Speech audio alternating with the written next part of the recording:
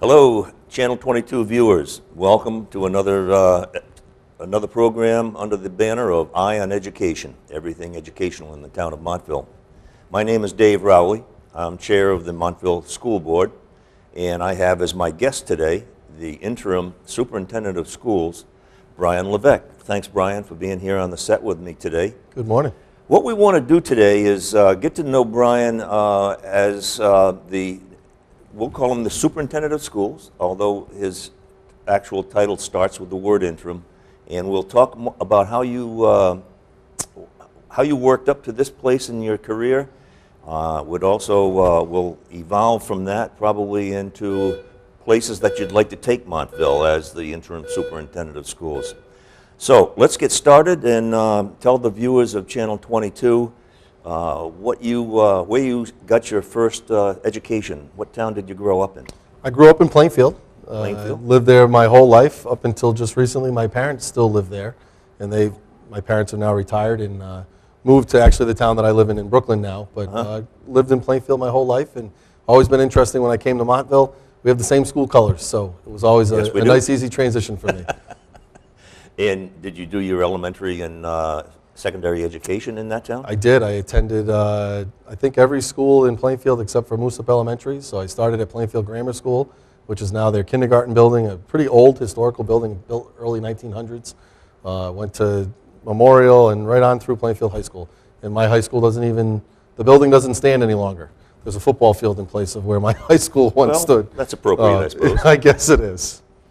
Well, good. And let's go on to your college years. Where did you do those? So after leaving Plainfield, I went to Springfield College. I majored in physical education. Played baseball there for 4 years. Graduated in May of '94, and soon after that was hired as a teacher in the Killingly Public Schools, and spent a long time teaching in Killingly. Became an administrator in Killingly, and I think I was in Killingly almost 10 years early on in my career. Brooklyn as well? I live in Brooklyn, and the Brooklyn kids, really, Brooklyn doesn't have a high school, so kids who live in Brooklyn, they actually go all over the place. They go to Woodstock Academy, they go to NFA, they go to Killingly. We had a kid graduate from Montville a couple years ago who was from Brooklyn. Town of Brooklyn paid tuition to Montville for them to come here. So it's really interesting in not having a high school that my kids, my oldest being in 7th grade, we've already started to have those conversations about where she'll probably wind up going to high school. And about 1 year and 3/4 she reminded me of on Friday night of this week. And you did some administrative work too. Could you tell us about that? Yeah, so I was about 2.5 years at Killingly as an assistant principal. That's where I started as an assistant principal. And then I went to Region 17. I was an elementary school principal. And then from there I went to Rockville High School in Vernon, where I was the high school principal for 4 years. 4 years in Rockville? 4 years in Rockville, yes. All right, and from there, did you come to Montville? Came directly to Montville from there. So my last graduating class at Rockville High was June of 2009. I finished on June 30th and started in Montville on July 1st of 2009. So I've completed 4 years, and I'm just starting my 5th year here. Before you actually were hired here in Montville, you interned with our superintendent at that time, Dave Irwin? I did. I interned with Dave Irwin. I was working on my superintendent certification at UConn in their executive leadership program, and that was in the 2004-2005 school year. So I had become familiar with Montville through that experience, and when the job opened for the assistant superintendent job, it was one that really excited me to apply for, and I was lucky that I came through and was a chosen candidate for that. Excellent. So now that brings us pretty much to today, which is you being the interim superintendent of schools here in Montville.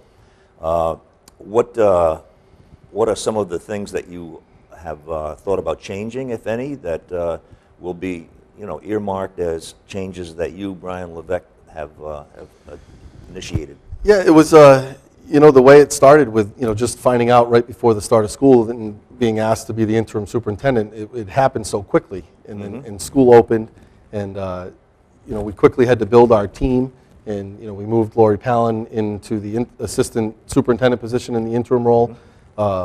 We've hired a new special ed director. Donna Maynard retired, and we hired Mark Johnson. Right. Tonight we get to interview for our vacant position at Oakdale now. With Mark coming to central office, we're now hiring a new principal at Oakdale. So tonight we're interviewing 4 people for that position.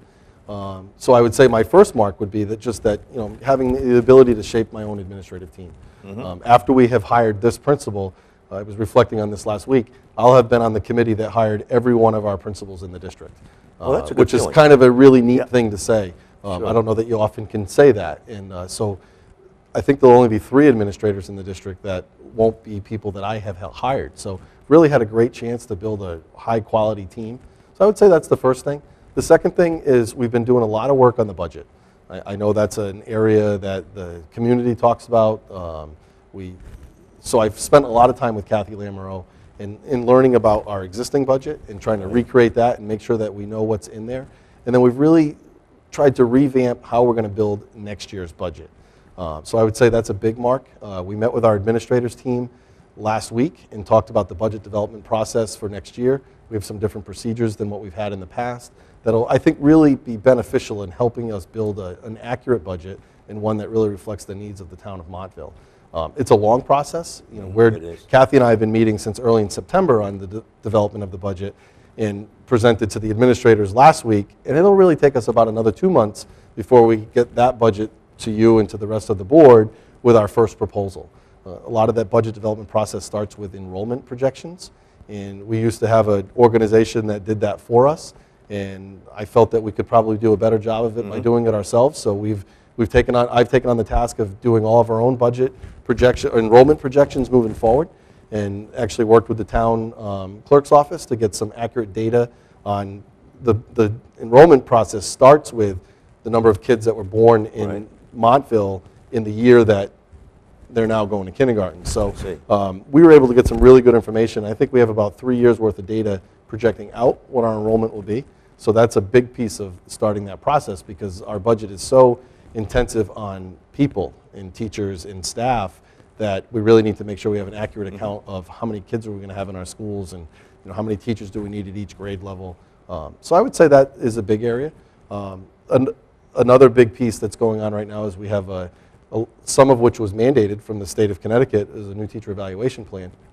And we had a committee last year that I was on, that I chaired, and we worked with about 15 folks from the district, including union leadership and our administrators, and we developed a new teacher evaluation plan based upon the state's guidance. But we took that state's guidance and we I think, built a plan that best meets the needs of Montville.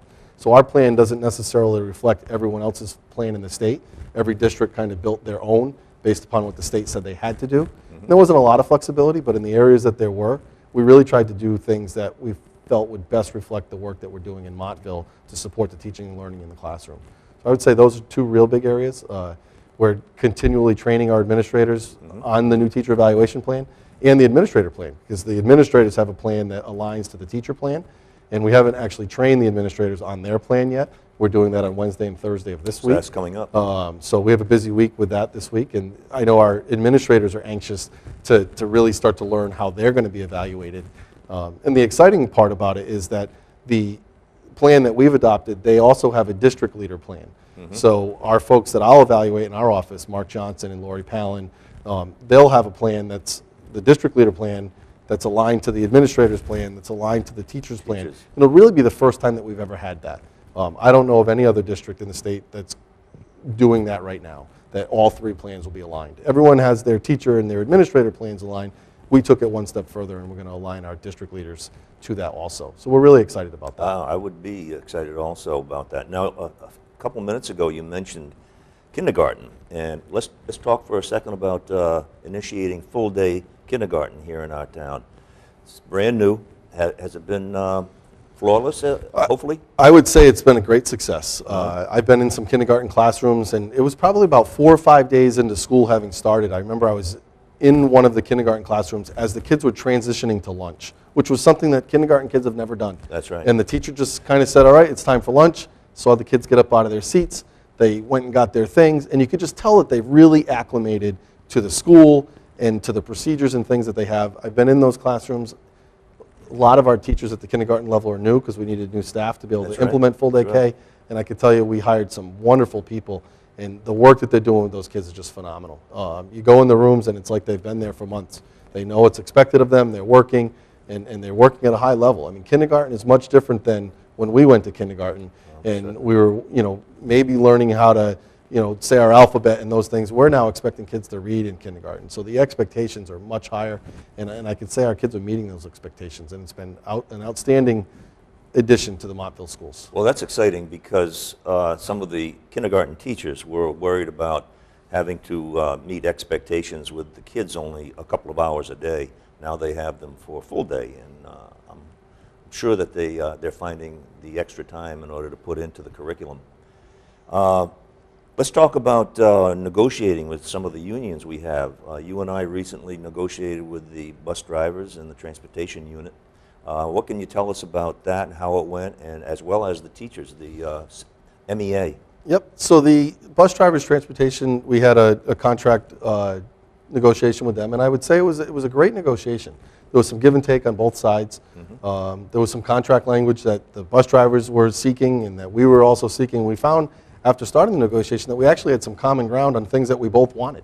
So it made that negotiation go much smoother. It did. We did ultimately agree to a 4-year contract with our bus drivers, which we really felt that was important, that we have a length of a contract.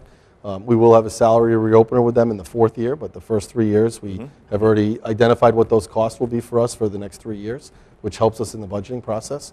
So I would say overall it was a really good process that I think we did pretty well in. We have been negotiating with the teachers, which is our largest bargaining group in the district, has the biggest impact on our budget, and we recently reached a tentative agreement with the teachers, and I believe the teachers will be voting in the coming weeks to ratify that contract, and we hope to have that be on the November Board of Ed meeting for ratification with the Board of Education. November 19th. November 19th, yes. Yep. Well, we're moving along with those 2 unions, and that's great. Are there any other unions that we'll be dealing with throughout this year? Not for the rest of this year, but the interesting thing with the teachers is this was their wage and salary reopener in the 4th year of their contract. So next fall, we'll have the full teachers contract to negotiate, in addition to a wage and salary reopener with our administrators. And we may even have a couple other bargaining units that are coming up. So next fall, I think, will be a really busy bargaining season for us as we move forward. It sounds like it will be. Well, that brings us up really to anything that you would like to tell us in the Channel 22 viewers about a vision that you might have for our district, what you would like to do in moving us forward. Do you have something you could share with us? I do. I would just say there's some challenging times in education right now. There's a lot of mandates that are coming at us from all over, from the federal government, from the state government. Certainly. And it's really reshaping what schools look like. But ultimately, it's about the kids in the classroom and having high expectations for all of our kids and finding a way to meet all of our kids at the level that they're at and get them to achieve at a higher level. And it's not about any one child, it's about every child. And I know that kind of sounds like cliche, but it really is. It is about meeting every student at the level they're at and finding what works for them and getting them to achieve success and then become college and career ready and be able to go out and have real job skills when they leave Montville and be employable and be able to communicate with people and solve problems in real life. So I think that's the difference in curriculum today, is that we're trying to give kids the real world skills instead of just impart knowledge on them, but what are the things that they can do that make them successful when they get out of this school and go into the workforce or the military, or if they go into higher education. Kids from Montville, I'm always amazed at the schools that our kids get accepted at. So really continuing that and make these schools that are just schools that we're all proud of.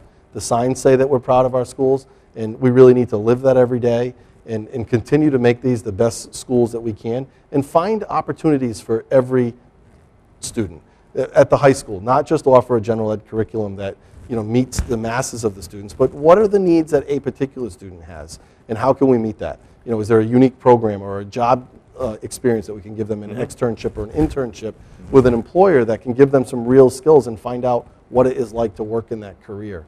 And just make every one of our students be successful and work with our teachers to make them be the best teachers that they can be. A lot of angst around the new teacher evaluation plan, but really the new teacher evaluation plan is about developing the capacity of all of our staff. Right. It's not about what is their score going to be. It's about how can we improve their craft and how can I as the superintendent or our principals, as the principals of their schools, support people to get better at what they're doing, because ultimately we know if they get better, the students are going to achieve at higher levels. So just continuing that work.